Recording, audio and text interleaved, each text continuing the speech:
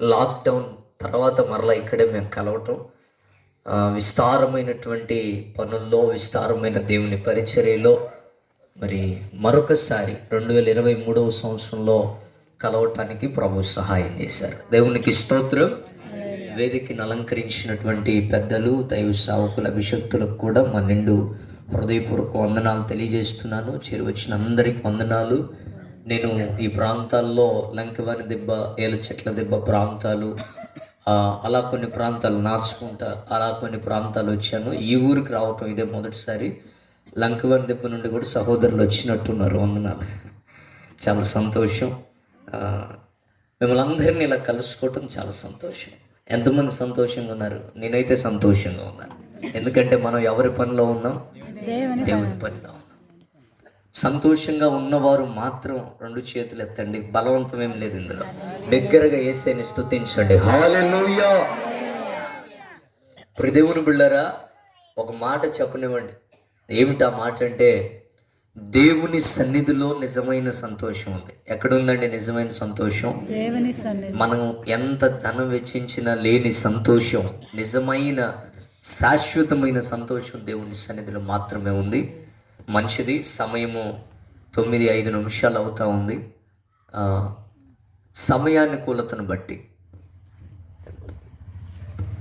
సరే, ఎందుకంటే సాక్ష్యము, వర్తమానం మీకు అందించాలి కనుక మీరు నన్ను తిట్టుకోకముందే మైక్ ముగించడానికి, ఆఫ్ చేయడానికి ప్రయత్నం చేస్తాను. దేవునికి స్తోత్రం. నాకు చిన్న అలవాటు ఉంది. ఏంటంటే, దేవుని స్వరం వినబడుతూ ఉన్నప్పుడు మీరు అటు ఇటు కదులుతూ ఉన్నారనుకోండి, ఈ రాత్రి ఇక్కడే ఉండాల్సి వస్తుంది. అర్థమైందా? ఆల్ నైట్ అయితే ఇక అదే చక్కగా కూర్చొని దేవుని మాటలు విన్నారనుకోండి, త్వరగా ఇంటికి వెళ్ళిపోవచ్చు. ఎందుకంటే మనం దేవుని సన్నిధిలో ఉన్నాం. ప్రతి క్షణం కూడా మనకు విలువైందే. ఎందుకంటే ఏ మాట పోయినా మరలా మనకు తిరిగి రాదు. కాబట్టి జాగ్రత్తగా దేవుని మాటలు విందాం. ప్రియులారా, దేవుని చిత్తమైతే చివరిలోనో మధ్యలోనో మేము రాసిన పాటలను కూడా పాడటానికి ప్రయత్నం చేస్తాను. ఇప్పుడైతే ఒక చిన్న ప్రార్థన చేసుకొని ప్రారంభించుకొని మనం ముందు కొనసాగుదాం. కృపగలిగిన యేసయ్యానికి వందనాలు. ఈ రాత్రి ఇక్కడ నిలబడబోతున్న నేను బలహీనున్నయ్యా. నీ బలం నాకెంతో అవసరం, మాకెంతో అవసరం. నీ బలము మాకు విడుదల చేయండి. వినబడబోతున్నటువంటి నీ మాట ప్రజల హృదయాల్లో పనిచేయునుగాక. ఈ ప్రాంతంలో పనిచేయుచున్న చీకటి బంధించబడునుగాక. దేవా, నీ స్వరము ధారాళంగా విడుదలవ్వకుండా అడ్డగిస్తున్న చీకటిని బంధించి గద్దించి నీ స్వరం వినిపింప చేయమని ప్రార్థిస్తూ, ప్రయాసపడిన దాసుని ప్రయాసకు ప్రతిఫలముగా కొందరినైనను రక్షణలోనికి నడిపించమని నీ పాదాలు పట్టుకొని నీ సహాయం వేడుతూ, పరిశుద్ధాత్ముడా నీ సహాయాన్ని కోరుకుంటూ యేసుక్రీస్తు నామములు అడిగి పొందుకొని ఉన్నామని నమ్మి కొనసాగుతున్నాం పరమ తండ్రి. ఆమేన్. దేవునికి మహిమ కలుగును గాక. వస్తున్నప్పుడు దైవజనులు కొన్ని విషయాలను తెలియజేశారు. ఈ ప్రాంతంలో మొదటిగా పెద్దలు ఎలీషా గారు, కనికరమ్మ గారు వారు చేసినటువంటి పరిచర్య, వారు వేసిన సువార్త బీజం, ఆ తర్వాత తండ్రి గారు శ్యామ్ ప్రసాదయ్య గారు జరిగిస్తున్న పరిచర్య, మరి దాన్ని కొనసాగిస్తూ దైవ సేవకులు చేస్తున్నటువంటి పరిచర్య, నిజంగా స్వప్రాంతంలో సువార్త ప్రకటించాలన్న ఆలోచన చాలా మంచిది. దాన్ని బట్టి దేవుని స్తుతిస్తున్నాం. మేము కూడా సొంత ప్రాంతంలో దేవుని పని చేస్తున్నాం. దేవునికి స్తోత్రం. సొంత ప్రాంతాల్లో దేవుని పని చేయటం కొద్దిగా కష్టం. ఎందుకంటే మా గురించి ఎవరికి తెలిసినా తెలియకపోయినా సొంతంలో మీకు తెలుసు కాబట్టి. హల్లెలూయా. అవును కదండి? కాబట్టి స్వప్రాంతాల్లో పరిచర్య చేయటం సామాన్యమైన విషయం కాదు. స్వప్రాంతంలో పనిచేసిన వాళ్ళు ఏ ప్రాంతంలో అయినా కూడా పనిచేయగలుగుతారు. దేవునికి స్తోత్రం. స్వప్రాంతంలో చక్కని సాక్ష్యం కలిగిన వారు ప్రపంచమందంతటా వెలగగలుగుతారు. మరి స్వప్రాంతాల్లో దేవుని పనులు చేయాలన్న ఆలోచన చాలా గొప్పది. దాన్ని బట్టి దేవుని స్తుతిస్తూ, ఆ దైవజనులు చేసిన పరిచర్యను బట్టి దేవుణ్ణి స్తుతిస్తూ వారు చేస్తున్న పరిచర్య, వారు చేసిన పరిచర్య కళ్ళకు కట్టినట్టుగా కనిపిస్తూ ఉన్నది. దేవుణ్ణి స్తుతిస్తూ ఉన్నాను. దేవునికి మహిమ కలుగును గాక. ప్రియులారా, ముందుగా క్లుప్తంగా నా సాక్ష్యాన్ని నేను మీకు అందించి ఆ తదుపరి దేవుని వాక్యంలోనికి వెళ్తాను. ఒక చిన్న మాట చదువుకుందాం రండి. నాకు ఈ మాట అంటే బాగా ఇష్టం. 103వ కీర్తన మొదటి వచనం నుండి చదువుకుందాం. 103వ కీర్తన చదవండి. నా ప్రాణమా యెహోవాను సన్నుతించుము, నా అంతరంగమునున్న సమస్తమా ఆయన పరిశుద్ధ నామమును సన్నుతించుము. నా ప్రాణమా యెహోవాను సన్నుతించుము, ఆయన చేసిన ఉపకారములలో దేనిని మరువకుము. చాలండి. భక్తుడు తన ప్రాణంతో చెప్పుకుంటున్నాడు. ప్రియ దేవుని బిడ్డలారా, ఏమని చెప్తూ ఉన్నాడు తన ప్రాణంతో అంటే, నా ప్రాణమా యెహోవాను సన్నుతించు. దేవుణ్ణి ఏం చేయమంటున్నాడు? తన ప్రాణంతో స్తుతించమని, సన్నుతించమని, సేవించమని, ఆరాధించమని తన ప్రాణంతో చెప్పుకుంటున్నాడు. నా అంతరంగమున సమస్తమా ఆయన పరిశుద్ధ నామాన్ని సన్నుతించుము, ఆయన చేసిన ఉపకారములలో దేనిని మరువకుము. దేవునికి స్తోత్రం. నిజంగా నా దేవుని బిడ్డలారా, ఇక్కడ నిలబడినటువంటి నేను మాత్రమే కాదు, ఇక్కడ ఉన్నటువంటి మీ జీవితాల్లో కూడా ఆయన కార్యము చేయగలిగిన సామర్థ్యం కలిగిన వాడు, చేసినవాడు, చేయుచున్నవాడు, చేయగల సామర్థ్యం కలిగిన వాడు.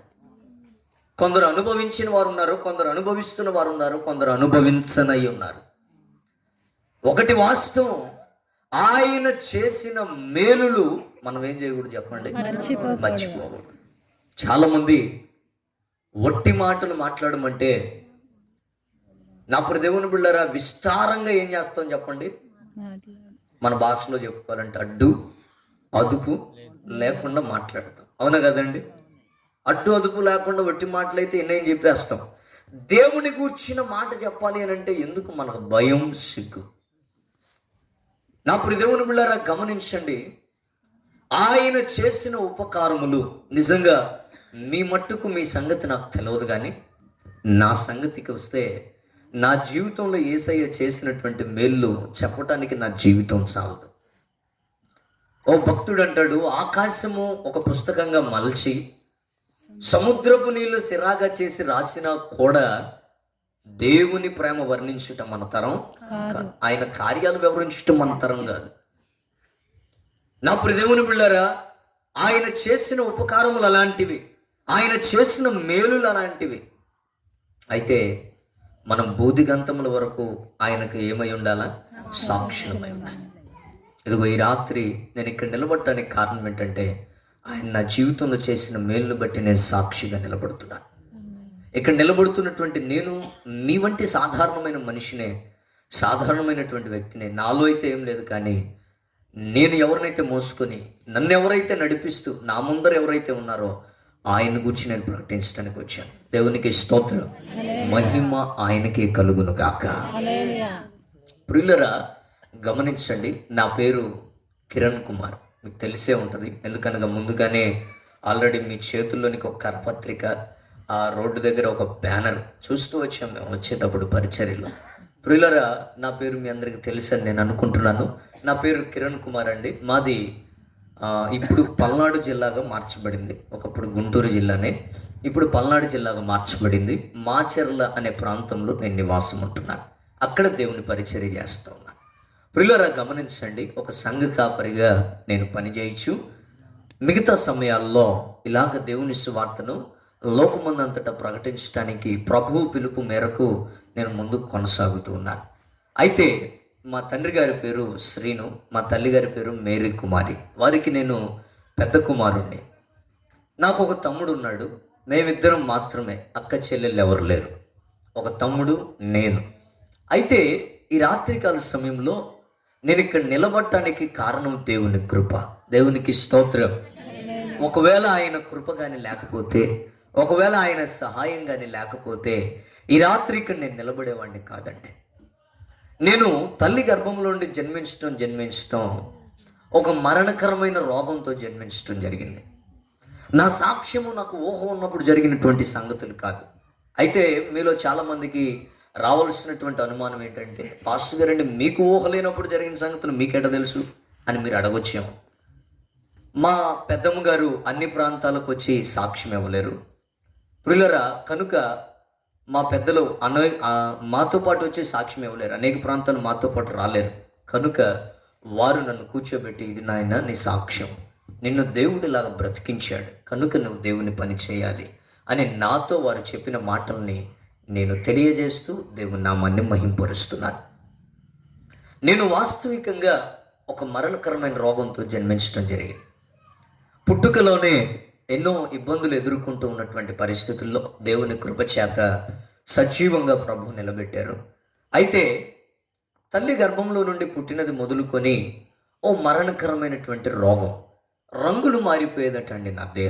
నా దేహము రంగులు మారిపోయేదట. రంగులు మారిపోతూ ఆయాసంతో ఎవరి చేతుల్లో ఉండలేక ఎప్పుడూ కూడా ఏడుపుతూ ఉండేదట. నేను పుట్టిన 21 రోజుల వరకు హాస్పిటల్కి తీసుకెళ్ళటానికి ఎదురు చూస్తూ వచ్చారు. కారణం ఏంటంటే, నేను ధనవంతుల కుటుంబంలో నుండి వచ్చిన వాడిని కాదు. అఫ్ కోర్స్ ఇప్పటికీ నేను ధనవంతుడిని కాదు, కానీ క్రీస్తులో నేను ధనవంతుడినే. దేవునికి స్తోత్రం కలుగును గాక. నేను క్రీస్తును సంపాదించుకున్నటువంటి ధనవంతుడిని. మీరు నాప్పుడు దేవుని బిడ్డలారా ఎవరిని సంపాదించుకోవటానికి ప్రయత్నం చేస్తున్నారో ఒక్కసారి ఆలోచించండి. శాశ్వతమైనటువంటి అక్షయమైనటువంటి ధనాన్ని నేను కలిగి ఉన్నాను. దేవునికి స్తోత్రం. ప్రియులరా, అయితే నా తండ్రి మద్యపానానికి వ్యసనపరుడై ఉండేవాడు. ఈ రోజుల్లో చాలామంది పురుషులు నా దేవుని బిడ్డలారా మద్యపానానికి బానిసలుగా మార్చబడ్డారు. బైబిల్ గ్రంథం త్రాగుబోతులను గురించి ఏమని మాట్లాడుతూ వచ్చిందంటే, బైబిల్ గ్రంథంలో చూస్తే త్రాగుబోతులను తిండిబోతులను ఏమవుతారట? దరిద్రులు అవుతారని దేవుని వాక్యంలో ఉంది. చెప్పండి తాగుబోతులను తిండిబోతులను ఏమవుతారట అండి? దరిద్రులు అవుతారని దేవుని వాక్యంలో ఉంది. అదే దారిద్రత మా కుటుంబంలో ప్రవేశించింది. నా తండ్రి మద్యపానానికి వ్యసనపరుడై ఉండటం వలన కుటుంబంలో సరైనటువంటి ఆర్థికమైనటువంటి పరిస్థితులు ఉండేవి కావు. ప్లస్ అసమాధానకరమైన పరిస్థితులు ఎప్పుడూ కూడా. ఎందుకంటే మద్యం అనేక అల్లర్లకు ఏం చేస్తుంది? దారి తీస్తుంది. అసమాధానం ఇలాగ ఉంటున్నటువంటి దినాల్లో నేను పుట్టిన 21 రోజులకు నన్ను హాస్పిటల్కి తీసుకెళ్లారట.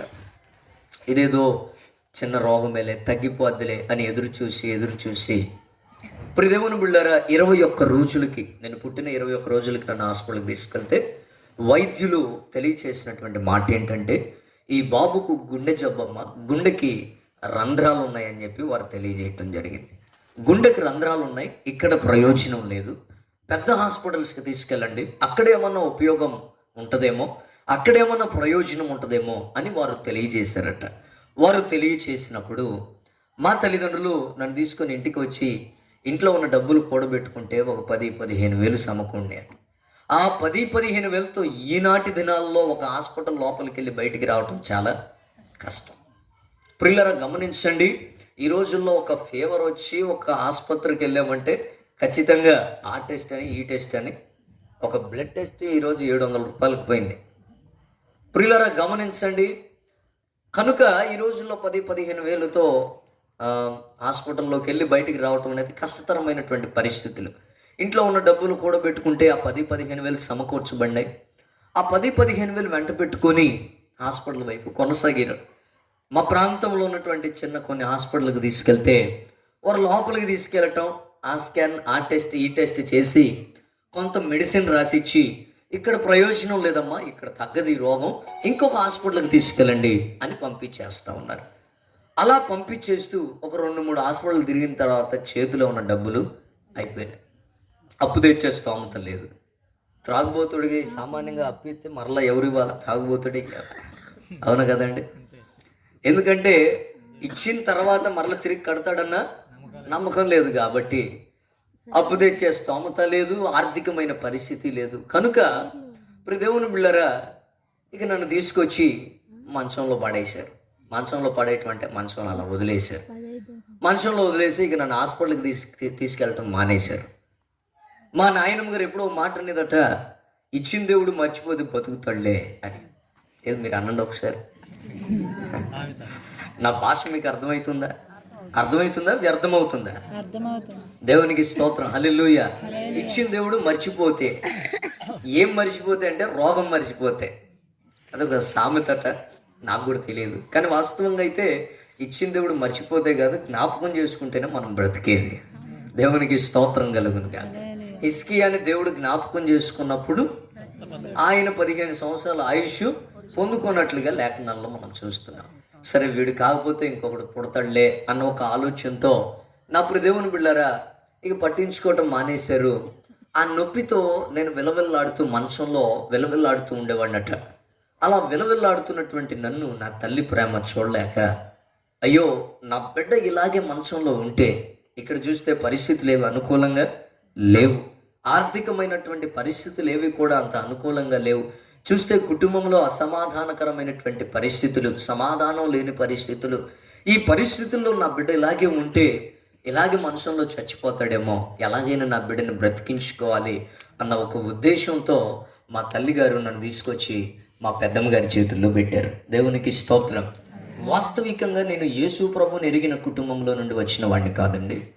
మా కుటుంబం యేసుక్రీస్తుని ఎరిగినటువంటి కుటుంబము కాదు. యేసు ప్రభు అంటే తెలియనటువంటి కుటుంబంలో నుండి నేను ప్రభువును అంగీకరించి ఉన్నాను. దేవునికి స్తోత్రం కలుగును గాక. అయితే మా కుటుంబంలో మొట్టమొదట యేసు ప్రభువుని నమ్ముకుంది మా పెద్దమ్మ గారు. దేవునికి స్తోత్రం. అటు తీసుకొచ్చి ఇటు తీసుకొచ్చి దేవుడు ఎవరి చేతుల్లో పెట్టాడు? మా పెద్దమ్మ గారి చేతుల్లో పెట్టారు. మా తల్లిగారు ఆ పరిస్థితులను బట్టి తీసుకొచ్చి మా పెద్దమ్మ గారి చేతుల్లో పెట్టి, అక్క నా కుటుంబంలో పరిస్థితులు ఇట్లా ఉన్నాయి, నా కుటుంబంలో పరిస్థితులను బట్టి నా బిడ్డ మరణ పరిస్థితుల్లో ఉన్నప్పుడు, అనారోగ్య పరిస్థితుల్లో ఉన్నప్పుడు బాగు చేయించుకోలేకపోతున్నాను అక్క అని చెప్పేసి నన్ను ఆమె చేతుల్లో పెట్టారు. మా పెద్దమ్మ గారి చిన్న వయసులోనే వివాహం అయింది. వివాహమైన మరుసటి దినము వివాహం ఇష్టం లేక పెదనాన్నగారు విడిచిపెట్టి వెళ్ళిపోయారు. ఇక ఆ తర్వాత ఆమె వివాహం చేసుకోక దేవునిలో ఆమె ముందుకు కొనసాగుతూ, ప్రార్థనలో ఆత్మీయంగా కొనసాగుతూ, ఒక దైవజనురాల దగ్గర పరిచారకురాలుగా ఉంటూ అలా ముందుకు కొనసాగుతూ ఉండేది. దేవునికి స్తోత్రం కలుగును గాక. అయితే ఆమె ప్రార్థన చేసేది, దేవా నాకు బిడ్డలంటే చాలా ఇష్టం నాయన, నీ చిత్తంలో ఎవరినైనా చూపిస్తే, నీ చిత్తంలో ఎవరినైతే పంపిస్తావో వారిని నేను పెంచుకుంటానని ప్రార్థన చేస్తా ఉన్న దినాల్లో దేవుడు నన్ను తీసుకెళ్ళి ఆమె చేతుల్లో పెట్టారట. దేవునికి స్తోత్రం కలుగును గాక. మా పెద్దమ్మ గారు పెద్ద ధనవంతురాలేం కాదు. ఆమె ఒక చిన్న పూరిపాకలో ఉండేది. బాగా వర్షం పడితే ఎదురుకుండా ఒక చిన్న కాలువ ఉండేది. ఆ కాలువలో ఉన్నటువంటి నీరంతా కూడా ఇంట్లోకి వచ్చేదన్నమాట. మంచం మీద మంచం వేసుకొని కూర్చుంటే కానీ ఆ నీళ్ళ తడి తగలకుండా ఉండేది, అంత గుంతగా ఉండేది. ఆ గుంతను పూడ్చుకొని రేకులు ఇల్లుగా మార్చుకుందామని ఒక 70,000 వరకు దాచిపెట్టుకున్నారట. ఆ 70,000 కాక ఆ పని చేసే వాళ్ళ దగ్గర కొంత ధనాన్ని తీసుకొని వచ్చి మరలా హాస్పిటల్ వైపు ప్రయాణం కొనసాగించారు. నా పెద్దమ్మ గారు కూడా తన స్తోమతను బట్టి హాస్పిటల్లో తిప్పటం ప్రారంభించారు. ఎక్కడికి వెళ్ళినా ఒక మాట వినబడతా ఉంది, ఇక్కడ ప్రయోజనం లేదు, మరొక హాస్పిటల్కి తీసుకెళ్ళండి, ఇక్కడ ఉపయోగం లేదని పంపించేస్తూ ఉన్నారట. కొన్ని దినాలు చూస్తూ ఉన్నారు, ఏదో చికిత్స చేస్తూ ఉన్నారు, మెడిసిన్ ఇస్తూ ఉన్నారు, ఇక్కడ ప్రయోజనం లేదని పంపించేస్తూ ఉన్నారట. అలాంటి పరిస్థితుల్లో చివరిగా పుట్టపర్తి ప్రాంతానికి సైతం, స్పెషల్ గుండెకి సంబంధించినటువంటి ప్రత్యేకమైనటువంటి ఎక్విప్మెంట్స్ ఉన్నటువంటి ప్రాంతాలకు వెళ్ళినప్పటికీ సైతం వారు చెప్పినటువంటి మాట ఏంటంటే, అమ్మా ఈ బాబు చాలా బలహీనంగా ఉన్నాడు కాబట్టి 7 సంవత్సరాలు వచ్చిన దాకా ఈ అబ్బాయికి ఆపరేషన్ చేయడానికి అవకాశం లేదు. 7 సంవత్సరాలు వచ్చినాక ఈ బాబుకి ఆపరేషన్ చేస్తాం, అప్పుడు దాకా మీరు ఎక్కడికి తీసుకెళ్ళినా ఉపయోగం లేదు అని వారు చివరిగా చెప్పి పంపించేశారు. 7 సంవత్సరాలు వచ్చిన దాకా తీసుకురావద్దు, అప్పుడు దాకా మీరు ఎక్కడికి తీసుకెళ్ళినా ఉపయోగం లేదు, అప్పుడు తీసుకురండి చూద్దాం, అప్పటి వరకు బలమైన ఆహారం పెట్టి 7 సంవత్సరాలకు తీసుకురండి, అప్పుడు ఆపరేషన్ చేద్దామని చెప్పి పంపించారట. కానీ నా పరిస్థితి 7 సంవత్సరాలు బ్రతుకుతానన్న నమ్మకం వారికి లేదు. ఆయాసంతో ఎవరి చేతుల్లో ఉండలేని పరిస్థితి అండి. ఒక్కరోజు ఇంట్లో ఉంటే 10 రోజులు హాస్పిటల్లో ఉండేటువంటి పరిస్థితి. అలాంటి పరిస్థితుల్లో తిరిగి తిరిగి తిరిగి చేతిలో ఉన్న డబ్బులు అయిపోయినాయి. ఆ ఆర్థికపరమైనటువంటి ఇటు తల్లిదండ్రుల దగ్గర అటు పెద్దమ్మ దగ్గర ఉన్నటువంటి స్తోమత అయిపోయింది. వాతావరణ మార్పులకి అటు ఇటు తిరుగులాడుతున్న తిరుగుళ్ళకి నా రోగం ఎక్కువైపోయింది. ఇక చివరిగా మా ప్రాంతంలో ఉన్న గవర్నమెంట్ హాస్పిటల్కి వెళ్తే మా పెద్దమ్మ గారికి తెలిసినటువంటి నర్సు, ఒక ఇంట్లో నర్సు ఇంట్లో పనిచేసేవాళ్ళు మా పెద్దమ్మ గారు. ఆ నర్సు గారు అంటున్నారంట, అమ్మ పెద్ద పెద్ద హాస్పిటల్లో ఎన్నో తిరిగాం, అక్కడ లేని ప్రత్యేకత ఇక్కడ ఏముంటుంది, సరే నీ తృప్తి కోసం చికిత్స చేస్తామని ప్రారంభించిన 2 నిమిషాలకి బయటికి తీసుకొచ్చి ఈ బాబు చనిపోతున్నాడు తీసుకెళ్ళిపోండి ఇచ్చేశారట. ఏం చేయాలో అర్థం కాని పరిస్థితి. కొన్ని క్షణాల్లో మరణిస్తూ ఉన్నటువంటి, కొంత సమయంలో చచ్చిపోబోతున్న నన్ను భుజాల మీద వేసుకున్నారు. తేలకళ్ళు పడిపోతున్నాయట. ఇక ఎవరి చేతుల్లో ఉండలేనటువంటి పరిస్థితుల్లోనికి నేను వెళ్ళిపోయాను. ఇక నా దేవుని బిళ్ళారా, మా పెద్దమ్మ గారు కన్నీరు గారుస్తూ ఓ ప్రార్థన చేస్తూ ఉన్నారు. దేవా, నీకు అసాధ్యమైనది ఏది లేదు. Yes, everything is possible to our God. మనం సేవిస్తున్నటువంటి దేవునికి సమస్తం సాధ్యమే. మా పెద్దమ్మ గారు ప్రార్థన చేస్తూ ఉన్నారు. దేవా, నాకు బిడ్డలు పెంచుకోవాలని నేను ప్రార్థించినప్పుడు, నాకు ఈ బిడ్డనిచ్చినప్పుడు నేను సంతోషించానయ్యా.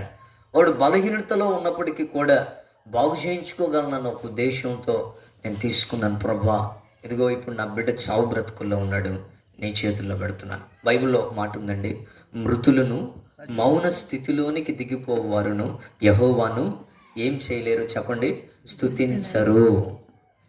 అందరూ ఇక్కడే ఉన్నారా? వింటున్నారా? నిద్రపోయాలి. హల్లెలూయా. అది సంగతి. ఇందాక నుంచి ఉరుకు పలుకు లేదనుకుంటున్నా. దేవునికి స్తోత్రం. మీరు ఈ ఆత్మీయ నిద్రలో ఉన్నారన్న సంగతి నాకు తెలియలే. ప్రియులారా, గమనించండి, మీరెవరు నిద్రపోవట్లో నాకు తెలుసు. మీరు ఆత్మీయ నిద్రలో ఉన్నారు. ఏ నిద్రలో? దేవునికి మహిమ కలుగునుగా. నా భాష అర్థమవుతుందా? చాలా సంతోషం. నా మాట మీకు వినపడుతుందా? గత 3 వారాల వరకు నా స్వరం లేదనమాట. బాగా 3 నెలల నుండి, ఇంచుమించు ఆగస్టు నెల నుండి విరామం లేకుండా తిరిగి స్వరం బాగా దెబ్బతింది.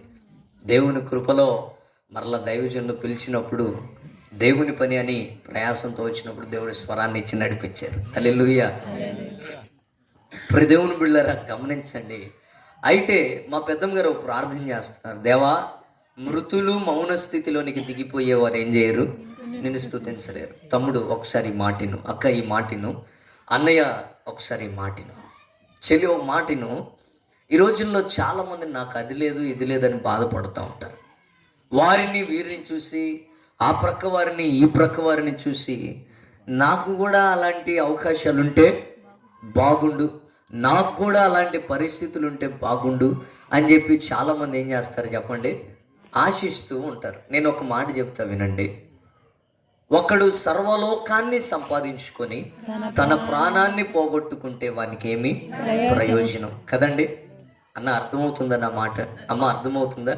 ఒకడు సర్వలోకాన్ని సంపాదించుకోవచ్చేమో, ప్రాణం పోతే దానివల్ల ఏ ఉపయోగం లేదు. నీ దగ్గర అన్నీ ఉండొచ్చాము, ప్రాణం లేకపోతే వేస్టే కదా. కానీ ఆ ప్రాణం ఎవరి చేతుల్లో ఉంది? ఈ సంగతి తెలియట్లా మానవుడికి. చాలామంది నాకు అది లేదు ఇది లేదని దేవుని మీద ఎప్పుడు విసుకులాడుతూ, ఎప్పుడు దేవుణ్ణి దూషిస్తూ, దేవునికి దూరంగా బ్రతుకుతారు తప్ప, నీ ప్రాణాన్ని కంటికి రెప్పలా కాయుతున్నాడు అన్న కారణం చేత ఏ రోజన్నా దేవుణ్ణి స్తుతించావా? నేను అంటాను, దేవుణ్ణి స్తుతించడానికి ఆయన ఏ మేలు చేయాల్సిన అవసరంలా, నిన్ను కాపాడుతున్నది చాలు. నిన్ను కాపాడుతున్నందుకు చాలు. చాలామంది నాకేం కార్యం చేశాడు నేను మందిరానికి రావడానికి అంటుంటారు. నేను కూడా అన్యుల మధ్య దేవుని పరిచర్య చేస్తున్నా. నేను కాదు, దేవుని కృపచేత, దేవునికి స్తోత్రం, దేవుని కృపచేత జరిగిస్తూ ఉన్నాం పరిచర్య. అయితే వారిలో చాలామంది చెప్తుంటారు, పాస్టర్ గారండి, దేవుడు మా పరిస్థితి మార్చనివ్వండి, వస్తాను మందిరానికి అంటుంటారు. నాకు అనిపిస్తుంటుంది, దేవుడు కార్యం చేస్తున్నట్టు ఇంకా నీకు అర్థం అవ్వలేదా? దేవుడు కార్యం చేస్తున్నట్టు ఇంకా నీకు అర్థం కాలేదా? దేవుడు కార్యం చేయటువంటి ఉన్నట్టుండి ఆకాశం నుండి మా మావయ్య గారు దేవుని పరిచర్లో ఉన్నారు ఇప్పుడు. ఒకప్పుడు దేవుణ్ణి ఎరుగక ముందు మా పెద్దమ్మ గారు సువార్త చెబితే అనేవారట, దేవుడే ఉంటే ఏదో ఒక బస్తా బియ్యం వేయమను, ఇప్పుడే మందిరానికి వస్తా అనేవాడట. అలా అన్ని వాళ్ళు ఎంతమంది లేరు ఇక్కడ. దేవునికి స్తోత్రం, హల్లెలూయా. ఏది దేవుడే ఉంటే మా అమ్మాయి పెళ్లి చేయమని చూద్దాం ఏంటంట. ఏది దేవుడే ఉంటే ఏదో ఒకసారి ఒక కారు ఇవ్వమని చూద్దాం. కారు కాదు వదిలే కానీ బ్యాంకు ఫుల్ చేయమను. ఇలా అడిగిన వాళ్ళు ఎంతమంది లేరు. నేను అంటాను, నా దేవుని బిడ్డలారా, ఏదో కార్యం చేస్తే కాదు కానీ నువ్వు ఇంకా బ్రతికున్నావంటే అది దేవుని కృప. దేవునికి స్తోత్రం. మన జీవితం పువ్వు లాంటిది, గట్టి పువ్వు లాంటిది. బైబిల్ చెప్తుంది, సర్వ శరీరులు, ఏ భేదం లేదు ఇందులో. కుల మత జాతి రంగు వర్గ భేదాలు లేవు. ఆ దేశం వాడు, ఈ దేశం వాడు, ఆ ప్రాంతం వాడు, ఈ ప్రాంతం వాడు, వారు వీరు అని ఏ భేదం లేదు ఇక్కడ. సర్వ శరీరులు ఏందట, గట్టి పువ్వును పోలి ఉన్నారు. గడ్డి ఎండిపోద్ది, దాని పువ్వు రాలిపోద్ది. మన జీవితం అలాంటిదే. పువ్వు లాంటిది జీవితం, రాలిపోతుంది. గడ్డి లాంటిది జీవితం, పడిపోతుంది. ఏ దినమైనా ఏ క్షణమైనా, ఏ దినమైనా ఏ క్షణమైనా రాలిపోతుంది ఇష్టమా, రాలిపోతుంది మిత్రమా, రాలిపోతుంది ఇష్టమా, రాలిపోతుంది మిత్రమా. లాంటిదే జీవితం, రాలిపోతుంది. ఇలాంటిదే జీవితం, రాలిపోతుంది. రాతిపై నీవు నడిచిన కానీ, పట్టు వస్త్రాలే నీవు తొడిగిన కానీ, అందలము పైన కూర్చున్నా కానీ, అందరిత స్థితిలో నీవున్నా కానీ, కన్ను మొయటం ఖాయం, నిన్ను మొయటం ఖాయం, కన్ను మొయటం ఖాయం, నిన్ను మొయటం ఖాయం. కళ్ళు తెచ్చుకో నేస్తమా, కలిసిపోయేస్తుని మిత్రమా, కళ్ళు తెచ్చుకో నేస్తమా, కలిసిపోయేస్తుని మిత్రమా. మన జీవితం చాలా స్వల్పమైంది, మన జీవితం చాలా అల్పమైంది, అది తెలుసుకోవాలి. చాలామంది నాకు అది లేదు ఇది లేదని బాధపడుతూ ఉంటారు. కానీ నేను ఒక మాట చెప్తాను, బ్రతికున్నావు, దేవునికి స్తోత్రం, హల్లెలూయా. ఈరోజు సజీవుడిగా నువ్వు ఉన్న విలువ నీకు తెలియట్లా. చనిపోయినోడికి లేదు అవకాశం దేవుని స్తుతించేది, దేవునికి స్తోత్రం, అవునా కాదండి? చనిపోయినోడికి లేదు అవకాశం. చనిపోతే సంపాదిస్తావా, చనిపోతే పని చేస్తావా, చనిపోతే వ్యాపారం చేస్తావా, చనిపోతే దేవుణ్ణి స్తుతిస్తావా, చనిపోతే సేవ చేస్తావా, చనిపోతే పాట పాడగలుగుతావా, చనిపోతే వాయిద్యాలు వాయించగలుగుతావా? చనిపోయినోడికి భూమికి సంబంధం లేదని బైబిల్ చెప్తుంది. చనిపోయిన వాడికి భూమి మీద జరిగే ఏ కార్యానికి సంబంధం లేదు. బ్రతికున్నోడు మాత్రమే దేవుణ్ణి స్తుతించగలడు, దేవునికి స్తోత్రం. బ్రతికున్నోడు మాత్రం ఏం చేయగలడు? దేవుణ్ణి స్తుతించగలడు. ఈ రోజుల్లో చాలామంది సజీవుని యొక్క విలువ ఎరుగని వారుగా ఉన్నారు. దయచేసి వినాలి. ప్రియ దేవుని బిడ్డలారా గమనించండి. మా పెద్దమ్మ గారు ప్రార్థన చేస్తున్నారు. మరణపు అంచుల్లో ఉన్న నన్ను భుజాల మీద వేసుకొని, ఒకవైపు మరణం, ఇక కొన్ని నిమిషాల్లో చనిపోబోతున్నటువంటి, కొంత సమయంలో చనిపోబోతున్నటువంటి నన్ను భుజాల మీద వేసుకున్నాను. ఏం చేయాలో దిక్కుతోచని పరిస్థితులు, చేతిలో ధనం అయిపోయినాయి, సరైనటువంటి పరిస్థితులు లేవు, అనుకూలత లేదు. నా ప్రియదేవుని బిళ్ళరా, అటు తల్లిదండ్రుల దగ్గర స్తోమత, ఇటు పెద్దమ్మ దగ్గర ఉన్న స్తోమత అయిపోయింది. ఏం చేయాలో అర్థం కాని పరిస్థితి. కన్నీరు గారుస్తూ, దేవా నీవే దిక్కు.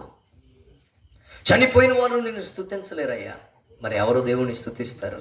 యెషయా గ్రంథం 38:19 సజీవులే కదా నిన్ను స్తుతిస్తారు. అప్పుడు దేవుని బిళ్ళరా, మా పెద్దమ్మ గారు ప్రార్థన చేస్తున్నారు. దేవా, బ్రతికున్నోళ్ళు మాత్రమే నిన్నేం చేయగలరయ్యా? స్తుతించగలరు. చనిపోయిన వాళ్ళు నిన్ను స్తుతించలేరు. ఈ బాబు బ్రతికితే, నా బిడ్డ చావు బ్రతుకుల్లో ఉన్నాడయ్యా, నా బిడ్డ మరణ పంచుల్లో ఉన్నాడు, పరిస్థితి చేదాటిపోయింది, నా బిడ్డ బ్రతికితే నీ సేవకుని చేస్తా, చచ్చిపోతే తీసుకెళ్ళి పాతి పెట్టుకుంటా.